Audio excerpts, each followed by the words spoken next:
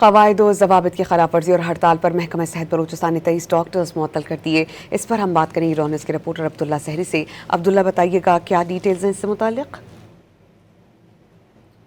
Association کی جانب سے آج 5واں روز ہے بلوچستان کے تمام سرکاری اسپتالوں میں احتجاجاً بائیکاٹ کیا جا رہا ہے۔ تاہم بلوچستان حکومت کی جانب سے گزشتہ روزی بلوچستان ینگ ڈاکٹرز اور دیگر تنظیموں سے تعلق رکھنے والے 23 ڈاکٹرز کو معطل جبکہ 25 ڈاکٹرز کو شوکاز نوٹسز جاری کیے۔ اس کے ساتھ ساتھ مختلف گریجویٹ ٹریننگ پروگرام سے وابستہ 5 ڈاکٹروں کی رجسٹریشن بھی معطل کی گئی ہے۔ ترجمان معاون خصوصی وزیر بلوچستان شاہد نے اس حوالے سے بتایا کہ تمام تر ڈاکٹر جو قانوناً جو ہڑتال پر تھے اور قواعد و ضوابط کے جو محکمہ صحت کے ان کی خلاف ورزی کر رہے تھے، جس کے باعث ان کے خلاف کارروائی عمل میں لائی گئی ہے۔